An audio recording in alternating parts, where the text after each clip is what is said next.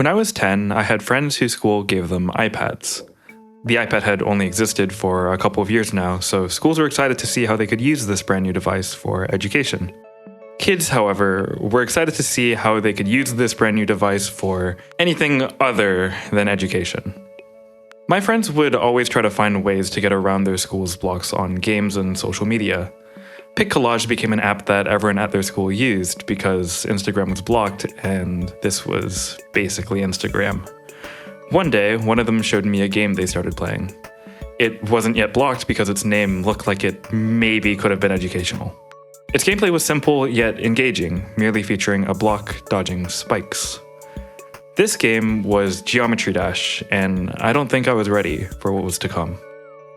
Geometry Dash, on its surface, looks like any other mobile game.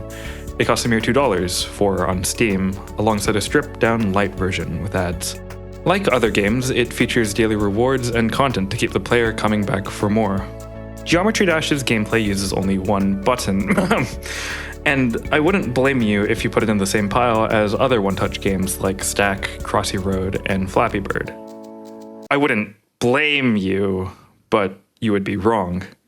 Hiding on the App Store is a gem of a game with a vibrant community, one that's constantly pushing the boundaries of both creativity and skill. And I honestly haven't seen anything like it. Geometry Dash is so much more than it appears on its surface. Geometry Dash is more than a mobile game. Largely inspired by games such as the Impossible game, Geometry Dash released on August 13th, 2013, developed by RobTop.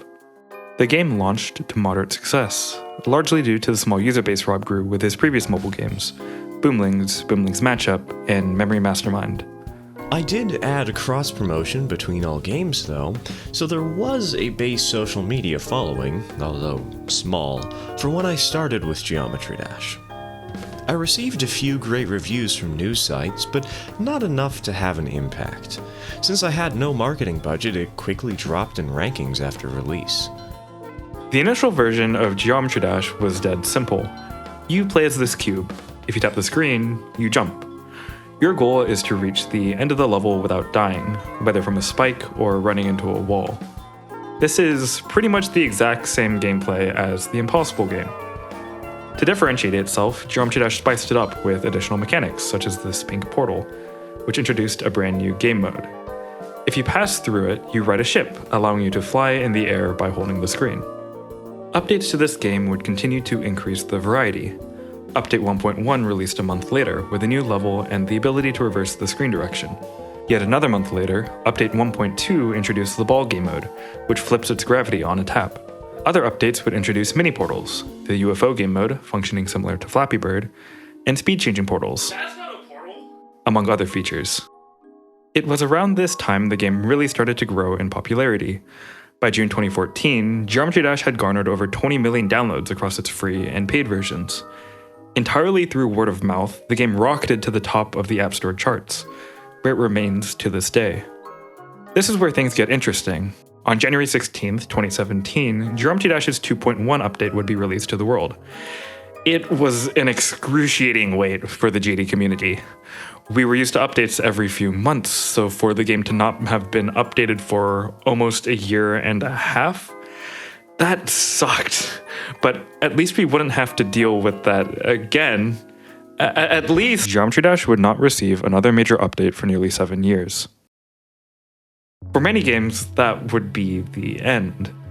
The game would lose popularity, and even if many players stay, it would mean the game's community would be much smaller than it was at its peak. The game would stagnate, become boring, and eventually drop off into obscurity. So, over the several years without any updates to the game, how the hell did Geometry Dash steadily gain in popularity? What is up with this game? Ask anyone that actively plays GD what's so special about it, and you'll likely get a question back. Have you seen the level editor? Rochara is Splatoon's largest and most prolific content creator. I'm going somewhere with this, I promise. In a collaboration video with another content creator, Bipedal Squid, the two of them analyzed and redesigned some of the game's maps. Bipedal Squid made some illustrations to demonstrate the changes. These illustrations, as was later revealed, were entirely made using the Geometry Dash level editor, completely unbeknownst to ProChara. I've been a little misleading with the footage I've shown so far of the game. Like, yes, this is Geometry Dash, but so is this, and this, and this. The Geometry Dash level editor is somehow able to bring out its players' creativity in ways unlike anything I've ever seen in other games, even if I'm not one of those players. This is Sedulous, a level which creator Samifine built over the course of 3.5 years. The level is chock full of detail, and it's obvious that a ton of care and attention went into it. Everything here is made entirely using in-game objects, the exact same set of objects used in the game's official levels. And yet, Sedulous looks completely different from them. It also looks completely different from other custom levels, which often showcase a wide set of unique styles. One of my favorite levels, for instance, is Between Worlds by Loco, which combines beautifully crafted artwork with fantastic sound design and an original score. All of this is absolutely incredible, and it begs the question, how is Geometry Dash such a potent catalyst for creativity? The answer to this, I think, is the freedom the editor provides. GD creators are given every object and tool RobTop creates for the game's official levels. In fact, every single official level, when extracted from the game's files, can be opened and edited directly in the level editor. By the way, to grab copies of official levels, they're all uploaded on the account RobTop Rob's Vault. Despite the presence of a grid, objects can be freely moved. They can intersect, overlap, and be rotated freely. I actually think this is the secret to Geometry Dash's level editor, hidden in plain sight. This openness is what allows creators to make custom objects, designs, and even artwork in-game.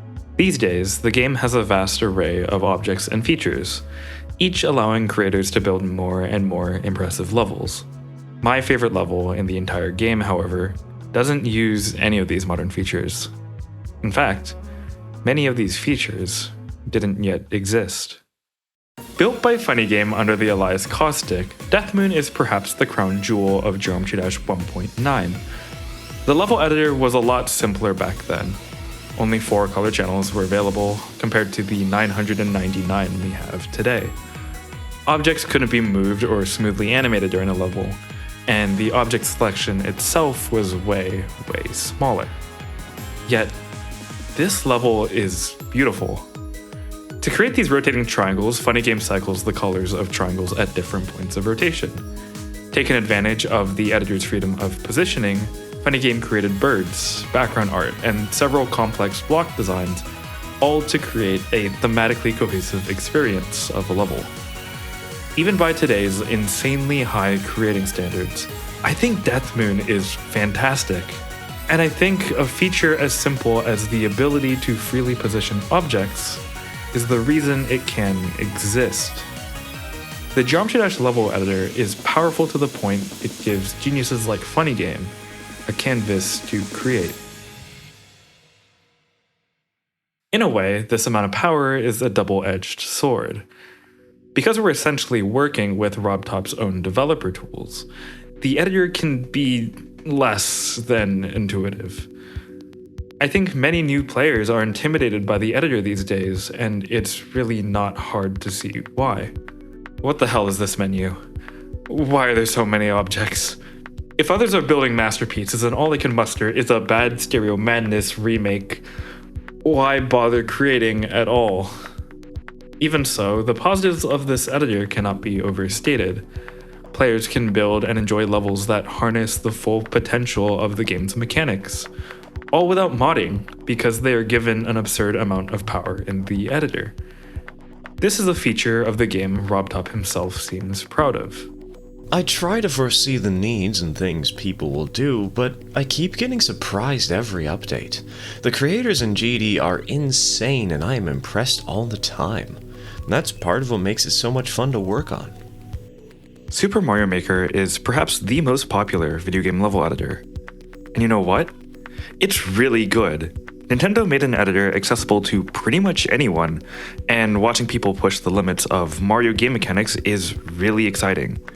Mario Maker levels are fantastic and can be truly creative, but its editor definitely has its limits. In Super Mario Maker, and nearly every other level editor, you can create levels that are of the aesthetic and mechanics of its original game. I've already shown that GD levels aren't constrained to the game's own aesthetic. What if I told you that they aren't constrained to the game's own mechanics either?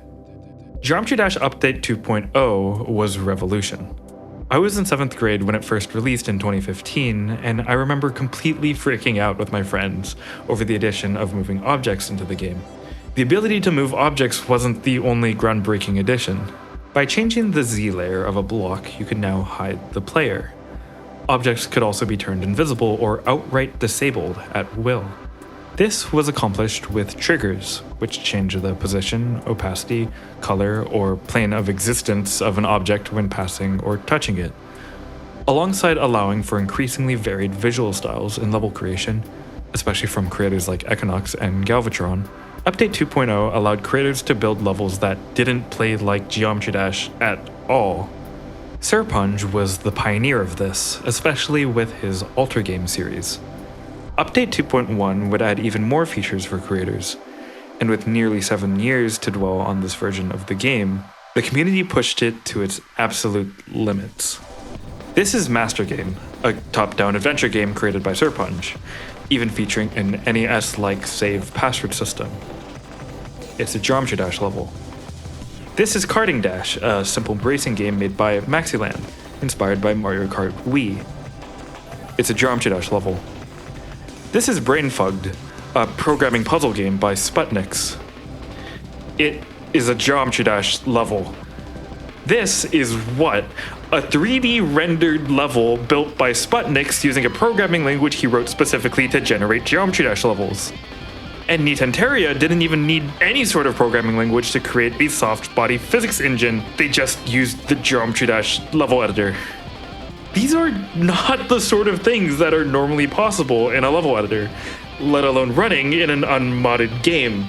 The closest thing I could think of anywhere near this level in a video game would be what people have accomplished with Minecraft Redstone. But Redstone's entire purpose is the construction of logic circuits. Geometry Dash wasn't meant for this. This is insane. Of course, not everyone can build that. I certainly can't. But that didn't stop me from creating.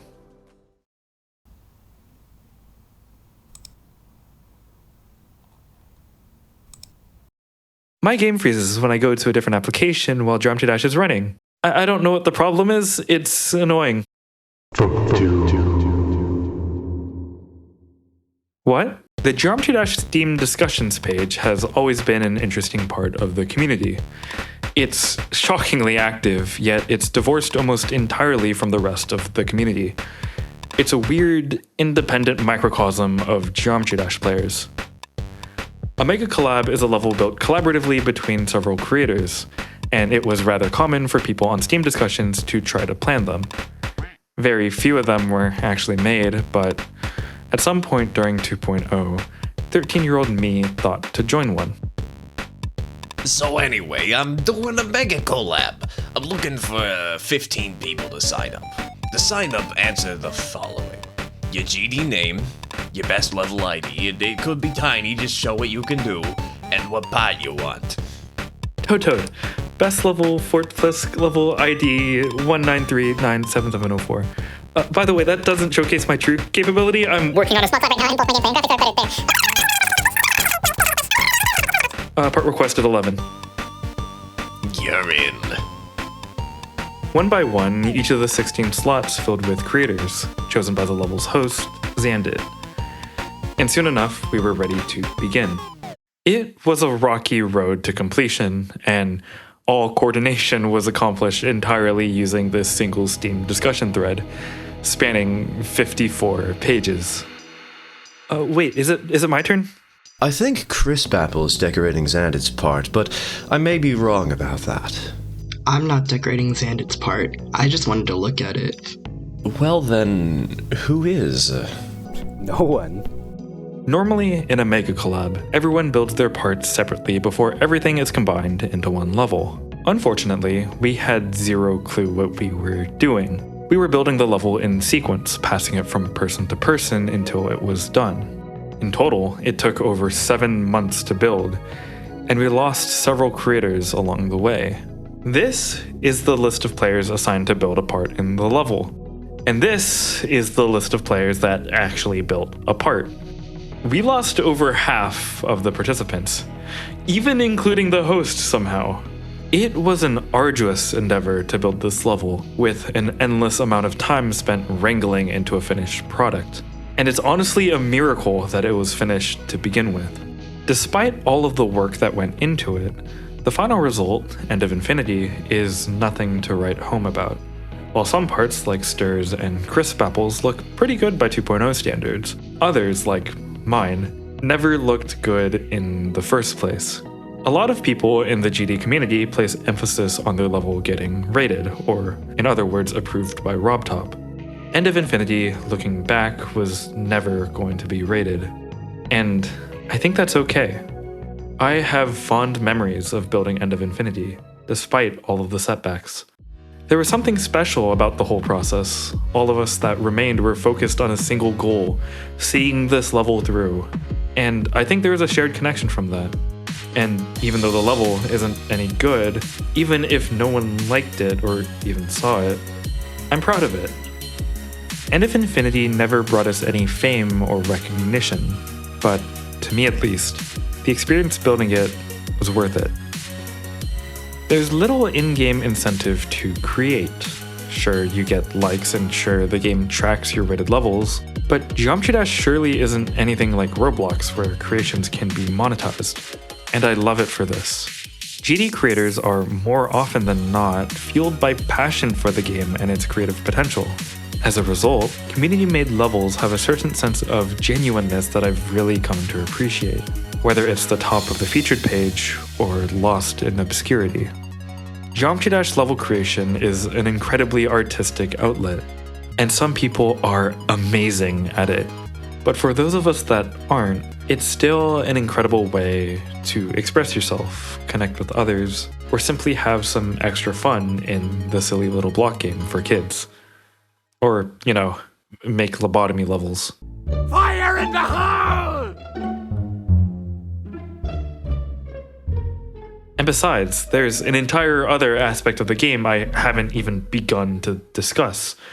While creators are pushing the boundaries of what's possible in the level editor, another subset of players are pushing the boundaries of what's possible in general.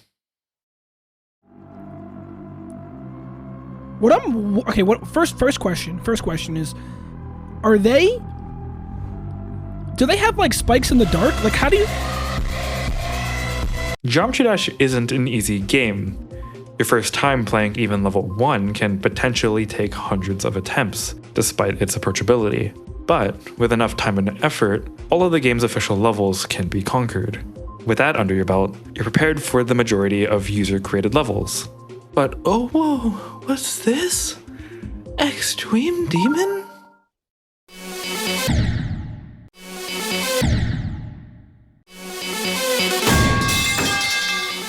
Introduced in Update 1.3, the Demon difficulty was created to represent the absolute hardest levels the game had to offer. Like the Nightmare. Okay, so obviously this and Bloodbath are nowhere near the same difficulty. The community had already taken to calling levels like this extreme demons anyway, so in Update 2.1, demon levels got 5 tiers of difficulty, ranging from easy to extreme. It's hard to put into words just how difficult extreme demons are.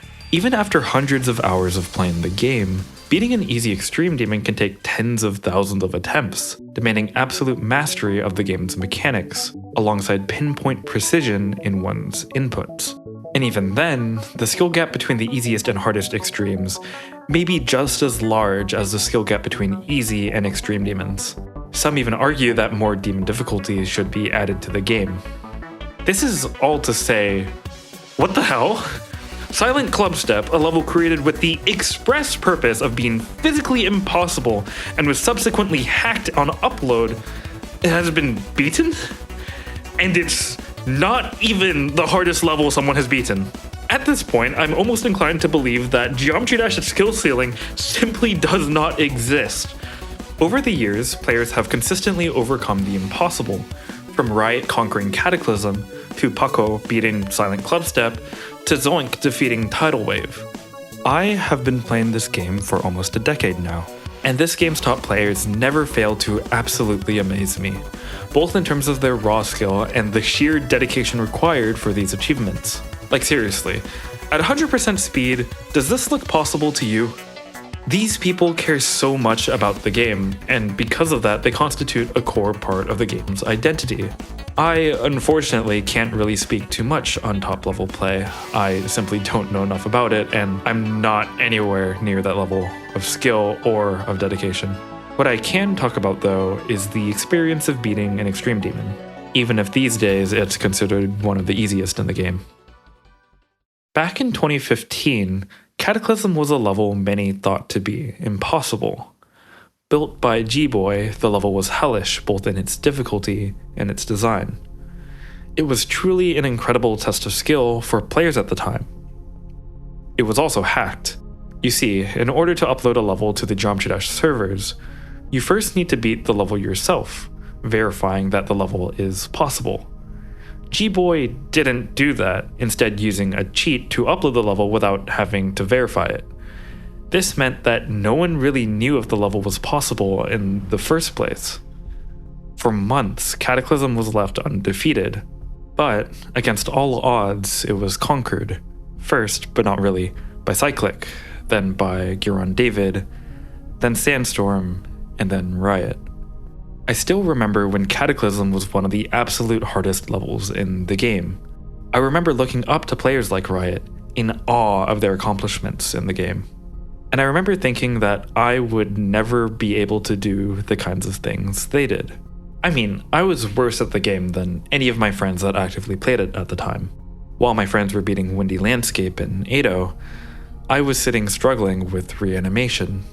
Something like Cataclysm was utterly impossible for me. I started playing the game less and less as time progressed.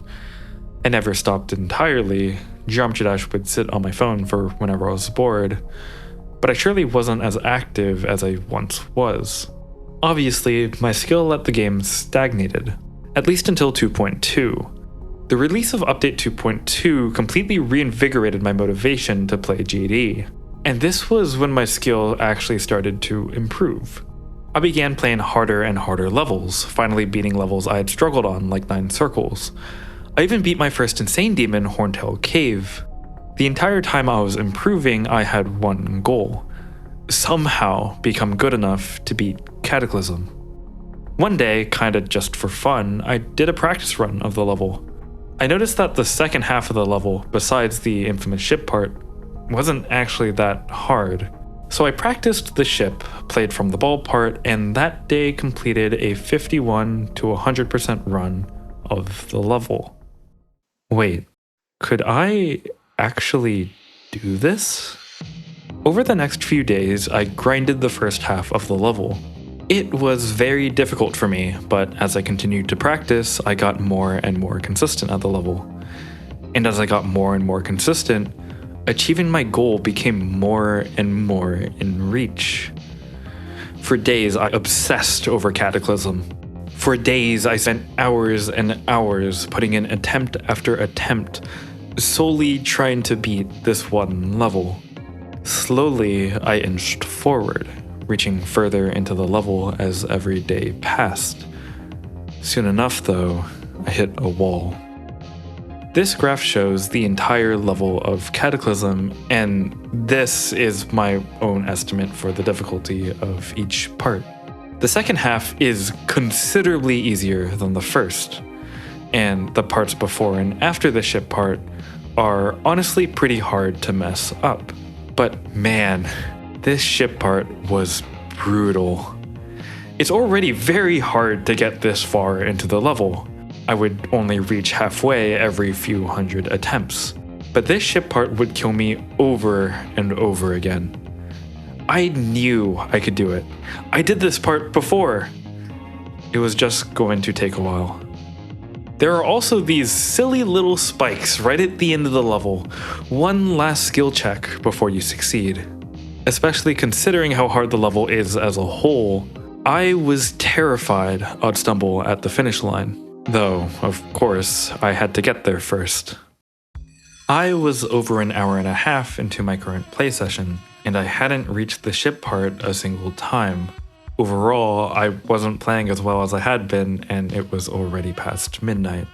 I had work the next day, and it would have been smart for me to stop now and rest, but I instead told myself I'd stop once I finally reached the ship part. I continued. Another death to the first wave. Another death to the mini ship. Yet another death to the first wave.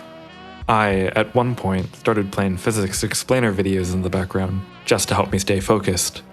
A death to the 44% cube. Yet another death to the first wave. It was my 439th attempt that session, and I, at last, passed the first half of the level. I just had to do an easy ball part, and then I'd stop for the day.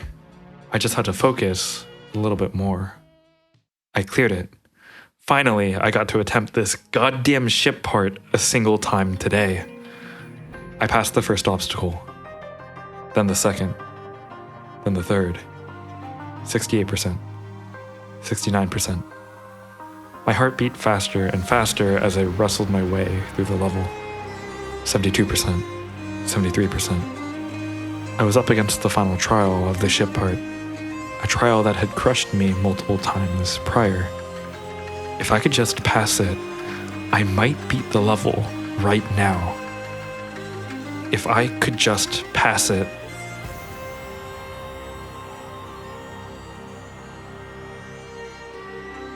At this point, my hands went numb.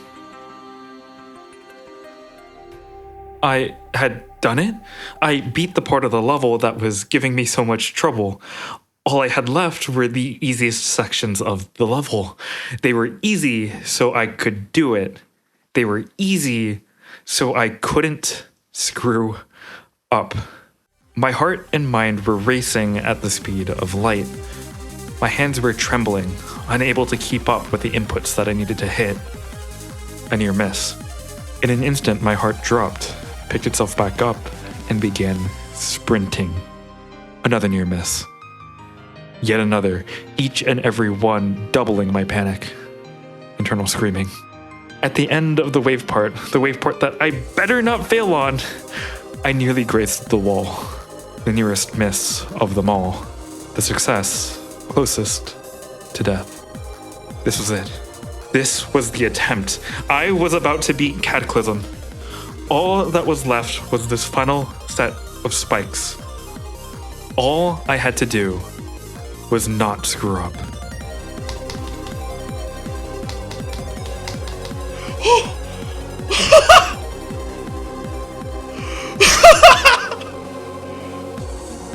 Oh my god. Yes. No way. There's a review written by Kieran Gillen about the game VVVVVV. It describes the challenge Vini Vidi Vici and its dastardly difficulty. He writes, I completed the level and was reduced to disturbingly orgasmic cries. I haven't felt as good with a video game in that direct physical way for quite a while. Now, I love VVVVVV, but nothing in the game, even Vini Vidi Vici, made me feel like that. But Geometry Dash? Oh my god. Yeah. Geometry Dash reactions are very frequently memed. You may have seen Nepesta's reaction to verifying Kinos, for example, maybe without even knowing it came from this game. And I get why these spread so virally. These are intense reactions, almost comically so. Well, at least most of them are. Yes, dude, let's fucking go. Okay, well that's gonna complicate things a lot. Oh, dude. Oh, that's gonna complicate things so much. I don't remember what way. Okay. Oh fuck, that was attempt 1 too. Oh god, no. Oh god. Oh fuck. Okay, let me grab my phone. In general, though, major accomplishments come alongside intensely joyful reactions, and I totally get where this comes from. Geometry Dash gives you a taste of what it's like to defy the impossible, in a way I haven't experienced in any other game. Cataclysm is now something that probably thousands of people can beat, but it was something I didn't think was possible for myself to accomplish. So, actually pulling it off felt incredible. My friends will not shut up about my Cataclysm reaction, and it only took me 10,000 attempts to beat. Players often spend hundreds of thousands of attempts over the span of months, all to complete a level that doesn't even last 2 minutes. And I can't even begin to imagine what it feels like to succeed after putting in that much effort.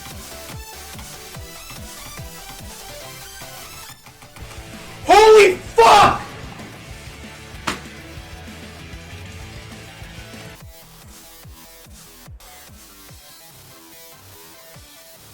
Oh my god. I can't believe it. Oh my god. Oh my god. Dude, is this real life? Oh my god, am I living in the real world right now? Is this a fucking simulation? Oh my god, you guys don't even know what this means to me. You guys don't even know what this means to me. I want to give my victory speech, okay? I want to give my victory speech. We need to turn on some fucking...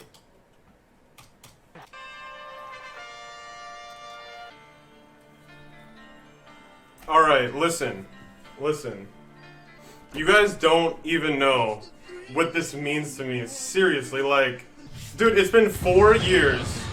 4 years. 4 years. And... the 96, 4 years ago, I lost the race to beat the level. I had the worst mental block ever. And I came back and I didn't think there was any way I could ever beat this. People thought I was washed up. I thought I was washed up. But I just proved everybody wrong. I proved myself wrong. I fucking did it after I stopped playing this game. And I finally did the thing I thought I could never do.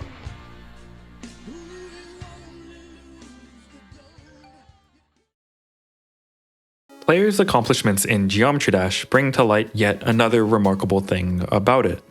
This game has both an insanely high skill ceiling and incredibly low skill floor.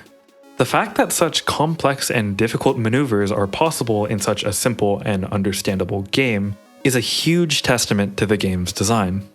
I would love to talk about what makes Geometry Dash such a well-designed game, but first we need to talk about the game's designer, RobTop.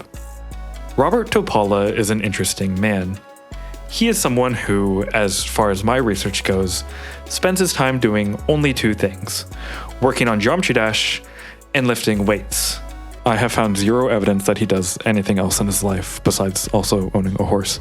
RobTop is a self-taught game dev who began by posting his creations on Newgrounds. In 2010, when he released his first project, Bounce Ball Thingy, he wrote in the description, My first attempt at a Flash game, so be gentle. Thank you. The game is really short, only about 5 minutes long, and rather awkward to play. But it received a generally positive reception, especially considering it was his first game. One comment, left by Master GG, reads, "Very entertaining. You say you're a noob, but you're a noob with taste." I think this comment perfectly encapsulates who Rob is as a developer. Geometry Dash's development is often frustrating to watch, both as a player of the game and as a programmer myself. On September 20th, 2021, iOS 15 was released to iPhone users, introducing many new features like focus, live text, and the inability to run Geometry Dash whatsoever.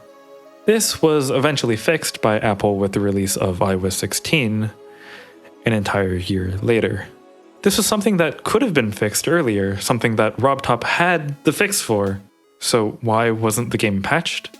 Rumors began to spread that RobTop literally lost the source code for the game, having to rebuild the game from the ground up.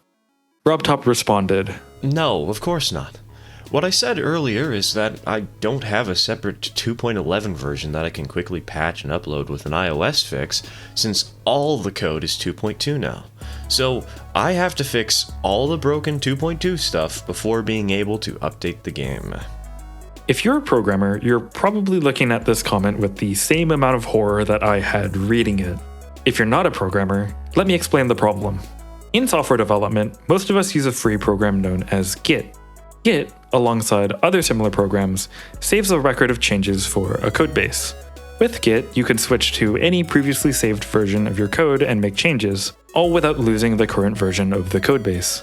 In other words, if Rob used Git, like most other developers, he probably would have been able to fix the iOS bug easily. This is what I mean when I say that watching Geometry Dash's development can get frustrating. This isn't to say that RobTop is a bad developer or a lazy one. I repeat, I do not think Rob is bad or lazy as a developer, but sometimes his noovishness can show a little. Updates 2.0, 2.1, and 2.2 have all had significant changes to the physics of the game, and I can confirm that both 2.1 and 2.2 unintentionally broke levels, making them impossible, or at the very least, much harder. These changes were never reverted, probably because RobTop couldn't refer back to an older version of his code, and this meant that each time, individual levels had to be patched. These unintentional breaking changes should not happen, and if they do manage to slip through the cracks, there should be mechanisms to revert them. These unintentional breaking changes are a symptom of RobTop as somewhat of a noob. There have been intentional changes too, with their own set of controversies, but that's a whole nother story. And heck, RobTop has even forgotten to remove the level editor from 2 of the 4 free versions of the game, giving the community access to an old, buggy version of the 2.2 editor years before the update actually released. Oh right, did I mention that Geometry Dash has 4 separate free versions? Anyway, as I mentioned earlier, much earlier, Geometry Dash Update 2.2 took almost 7 years to develop. This is despite the fact that 2.2 was initially intended to be a smaller update to the game. From Rob's Reddit AMA responses, what happened is that he would have an idea for a new feature, build most of it, and then have another idea for a new feature. And yes, it sucked that the update took as long as it did, but 2.2's release, as you'll soon see, demonstrates why I actually love Rob's noobishness. I don't know how to begin talking about 2.2. Like, I cannot properly convey the massive scale of this update and what it means for the game. Ignoring the hundreds of icons, thousands of objects, and even more songs and sound effects added in this update, one of the earliest teased features was the ability for creators to freely control the camera in their levels. And what? This represents a massive shift in how the game is played. Because GD is almost always played from left to right, most players are used to locking their eyes to a single place on the screen. The simple addition of camera controls completely changes that, requiring players to repeatedly adjust their focus to read the gameplay. The gradient trigger and custom particle object have both revolutionized level creation, each of them allowing complex art and effects to be greatly simplified, and the former additionally allowing 3D renders to be easier to create in the game. All of this is alongside a vast number of powerful editor features I don't have time to talk about. Wait, this is actually a calculator. Wait, hold on. Does this do anything? Oh! Okay, hold on. Equals. Wait, I just hit the equals button without doing anything. What does this do?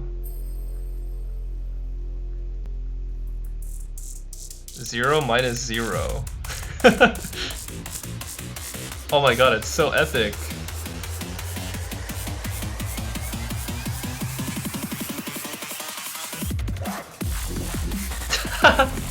Wait, why is this so epic?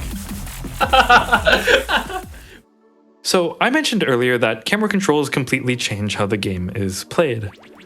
But what I failed to mention was 2.2's biggest new feature, platformer mode.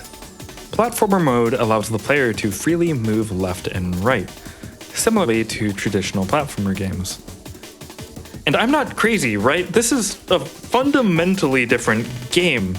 Any other developer would sell this as a new game because it is one, but not RobTop. Instead, this brand new game was added as a free update to an already dirt cheap game. And just, what? What is this? What is this? Why is there a wavetable synthesizer made entirely within the Geometry Dash level editor? Why is there a full recreation of Five Nights at Freddy's made entirely within the editor? I don't think a sane developer would allow this. I don't think a sane developer would allow any of this. For this reason, I think the brilliant insanity of 2.2 is a result of RobTop's Noob with taste way of developing, and I am so happy for it. I am in awe of Update 2.2. I am in awe of Robert Topala.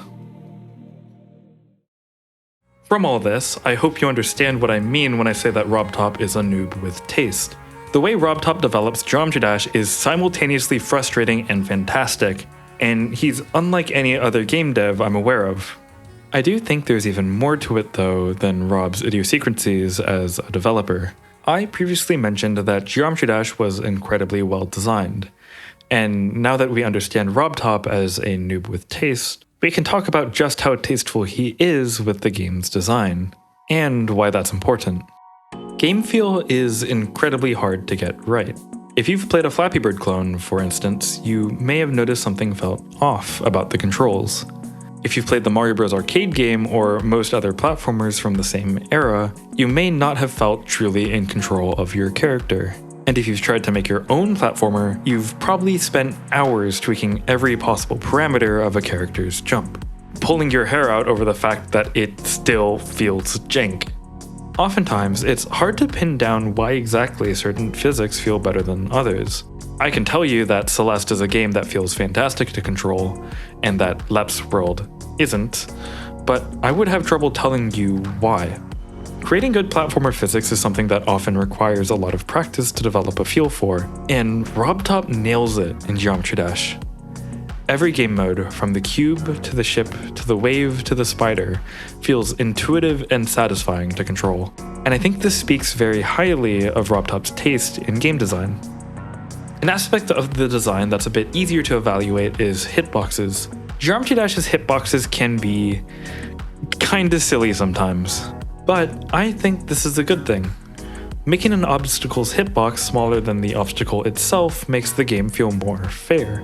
When you just barely graze an obstacle and die, it's easy to think, what? I shouldn't have died there. I didn't even touch the spike, before getting frustrated at the game for being bad and cringe. But if the death occurs because your character is very clearly overlapping the obstacle, you admit that it's your own fault you died, diminishing your frustration. And besides, small hitboxes lead to the occasional extremely close call, adding a satisfying sense of tension and thrill. Geometry Dash's hitboxes are, in my opinion, quite well configured, which also contributes to the game's overall great design. Though, I do wish the player's hitbox rotated with the visible icon. Combining Geometry Dash's precisely tuned physics with its forgiving hitboxes, you get a set of game mode mechanics that simultaneously have a very low skill floor and a very high skill ceiling. For some game modes, this range is pretty obvious. Take the spider for instance, which teleports to the ceiling on a tap. Because it's purely timing based, you can simply make the timings tighter to increase the difficulty. But Geometry Dash's mechanics go deeper than this, and even game modes like the ship have this attribute.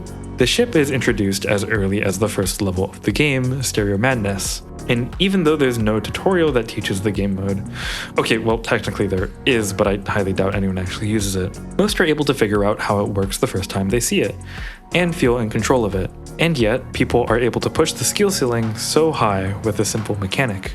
Street flying, for instance, is an advanced application of the ship's physics, and it feels great to pull off. It's extremely difficult. Despite having played for years, I'm still not very consistent at it, but it demonstrates just how far the limits of this game go. while also adding variety to how the game mode is played. Combining straight flight parts with vertical movements can make a ship part more exciting and fun. And this works because of RobTop's tastefully tuned physics. This range applies even to the cube, perhaps the conceptually simplest mode in the game. Every end, hosted by Mindcap for instance, represents a psychotic level of difficult cube gameplay, and it uses a wide variety of timing gimmicks for its difficulty.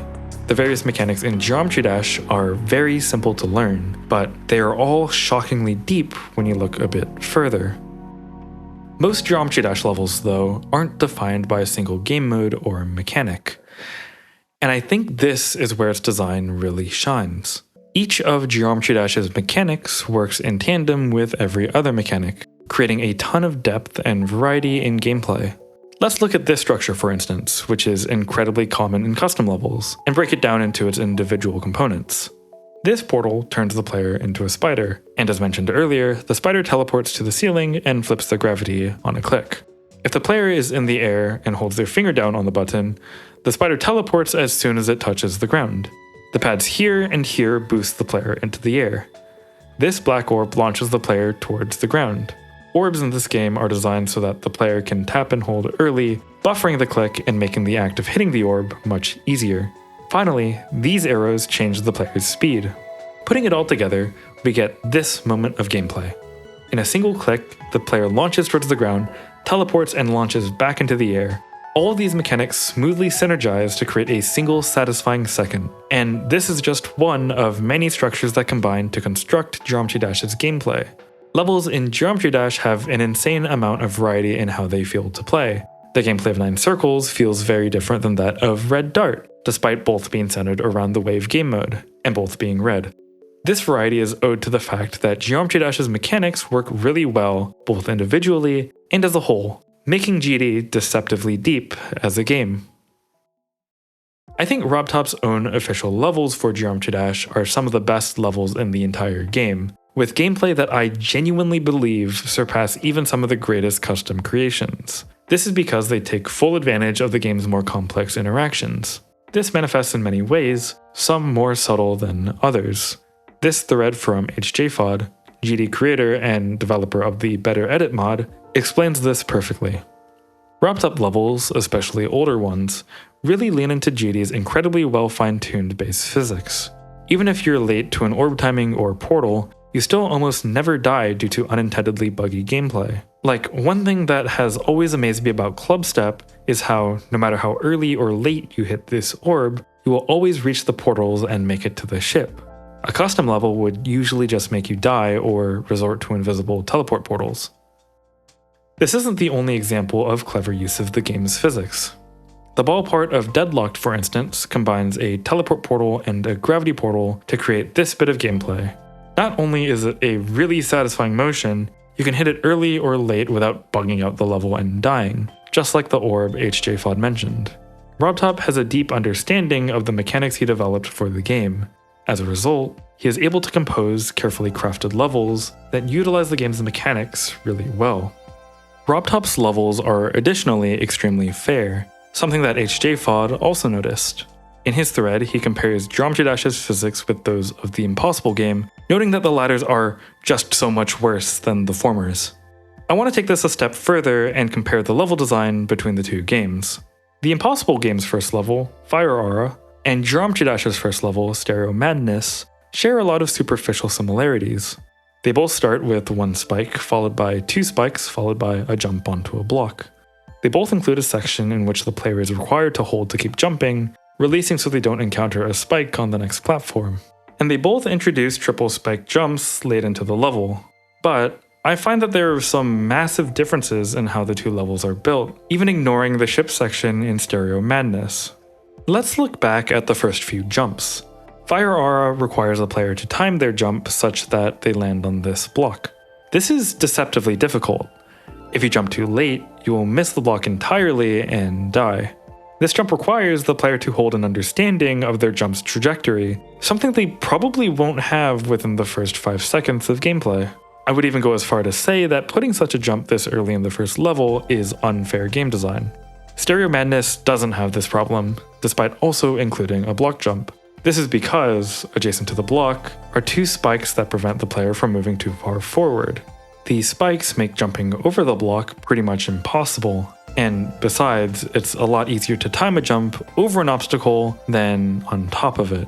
Stereo Madness, as early as the third jump, is much more fair in its design than the Impossible game, which I think lends itself to a more fun experience overall. This manifests in many ways, such as the fact that Stereo Madness's triple spike jumps are actually easier than regular triple spike jumps, but I find this most apparent with Fire Aura's use of blind jumps. Blind jumps are jumps that are basically impossible to react to because they appear on screen before you have the time to react. This gameplay element is actively hostile to the player and just isn't very fun to play. Even worse, on the original version of this level, this jump is buggy and broken. And What? is everything? What? I just died falling onto a block. Stereo Madness doesn't have any blind jumps or any stupidly game-breaking bugs. It's much more fair, which lends itself to be more enjoyable to experience.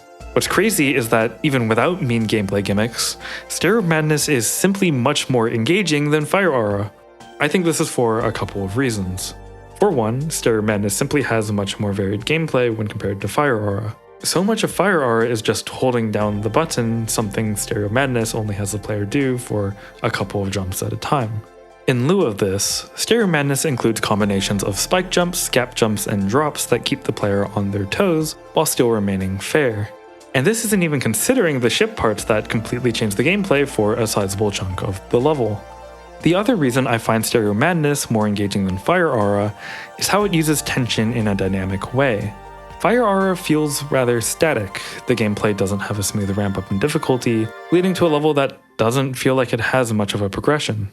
Stereo Madness, however, has a sense of tension that ebbs and flows as the level progresses. The level starts off easy, building in challenge until the ship part, at which point it gives the player time to breathe before the level's largest hurdles. As the music builds in intensity, the background turns red and the player is faced with the most fast-paced, difficult gameplay in the level. After overcoming these obstacles, the music reaches its climax and the difficulty suddenly drops, leaving the player to hold their breath in anticipation as they attempt to surpass the final moments of the level. Stereo Madness wonderfully demonstrates RobTop's incredible knack for good game design, driven by his impeccable taste. I only talked about the first level here, but the general ideas for fair and engaging gameplay apply to all of RobTop's levels, even as they become increasingly complex. With one notable exception. Dash Spider aside, I hope you understand what I mean when I say that RobTop's levels are phenomenal, because they truly are. And if you want a more in-depth look at GD's level design, I highly recommend checking out GD Colin's video on how Geometry Dash teaches its mechanics. It's very good. Why is Geometry Dash's game design so important, beyond the fact that I personally find it really interesting? Everything I talked about is, in my opinion, crucial to Geometry Dash as a whole because it serves as a foundation on which everything else is built. I genuinely don't think we would have seen any of the community's accomplishments, whether it's achievements like beating Tidal Wave or incredible levels like Between Worlds, without RobTop and his unique sense of design. Geometry Dash has a set of gameplay mechanics that are extremely enjoyable and well-tuned, and this fact is entirely owed to Rob. If this wasn't the case, not nearly as many people would play the game to such a high level, and the top player community as we know it wouldn't exist. Geometry Dash has an insane level editor with so many advanced features that's basically a game engine, and this fact is entirely owed to Rob. If this wasn't the case, we wouldn't see fantastic creations from people like Funny Game and Serpunge, or near creators like Pock and Blee. Geometry Dash has an extremely well-designed set of levels to introduce new players to the game, and this fact is entirely owed to Rob. If this wasn't the case, I don't think anyone would play the game in the first place. Understanding Geometry Dash's game design is crucial to understanding why it's so special, because this design is what allows everything special about the game to happen. Geometry Dash is weird. What I mean is that, underneath its mobile game veneer, Geometry Dash is an incredibly deep game that gloriously defies its own image. and it just might be my favorite game of all time. I have put more hours into Geometry Dash than any other video game, and it's not even close. When 2.2 released and I began playing again, I was struck by the realization that I had missed the game a lot before my return.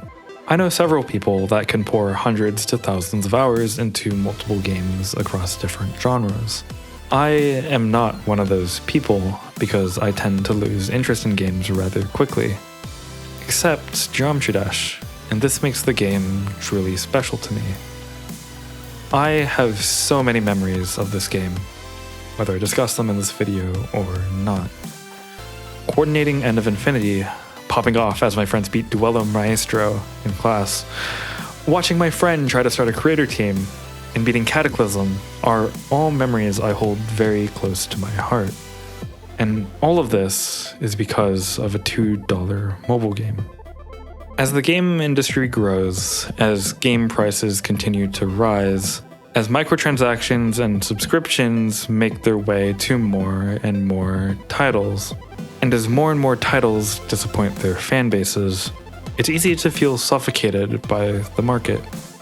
In a way, it's nice to know that you don't need to look at the greater games industry to find a game that thrills, that amazes, that engages.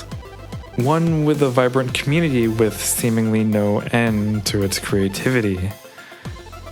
It's nice to know that all of that can be found in Geometry Dash, tucked away on the App Store, masquerading as a mobile game.